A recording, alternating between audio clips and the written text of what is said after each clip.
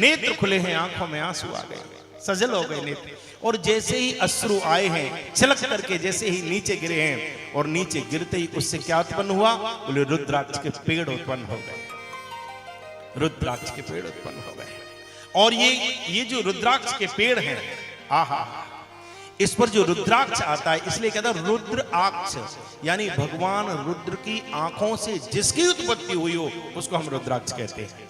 इसलिए रुद्राक्ष की बहुत, ये साक्षात शिव रूप ही है। मैं तो एक बात और निवेदन करूंगा, ये केवल शिव रूप तो है ही, लेकिन शिव की आंखों में भगवान राम के, भगवान विष्णु के प्रेम के कारण अश्रु छलके, तो मुझे लगता है शिव और भगवान यानी नारायण दोनों के प्रेम का प्रतीक है रुद्राक्ष। अगर किसी ने धारण कर लिया तो समझ लेना कि विष्णु भगवान और भगवान भोलेनाथ दोनों के इसके ऊपर कृपा हो गई। ऐसा है ये रुद्राक्ष, ऐसा है।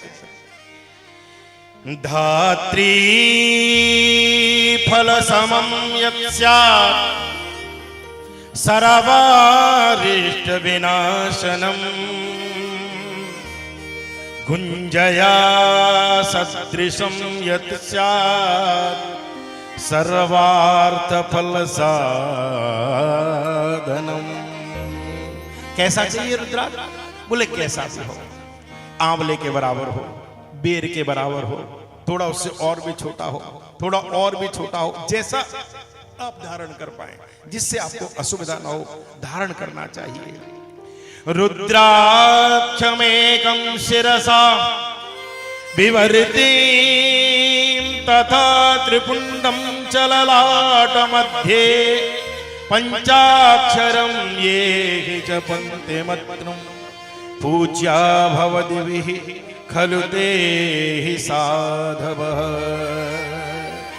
जिसके गले में रुद्राक्ष हो, मस्तिष्क पर त्रिपुंड लगा हुआ हो और वाणी पर हर हर महादेव, हर हर महादेव शिव का नाम हो, वो व्यक्ति तो जीता जागता, ऐसा लगता है जैसे कोई धाम है, उसके जीवन में तो पुण्यों की कोई कमी रहती ही नहीं। ऐसा रुद्राक्ष की महिमा। रुद्राक्ष पहनने से संत जन कहते हैं बीपी, जो ब्लड प्रेशर है, वो नियंत्रित रहता है, कभी अनिष्ट नहीं होता, कभी घर में अमंगल नहीं होता, कभी कोई अघटित घटना नहीं घटती है। इसलिए कहा जाता है भगवान शंकर के लिए करालम महाकाल कालम कृपालम, ये काल के भी काल हैं, कभी अकाल मृत्यु हो नहीं सकती। जो रुद्राक्ष धारण करता है उस पर भगवान शिव की बहुत बड़ी कृपा होती है। रुद्राक्ष की बहुत बड़ी महिमा, इससे ज्यादा और क्या कहें। जो लिखा है ये तो साक्षात नारायण और भगवान शिव के प्रेम का प्रतीक है रुद्राक्ष।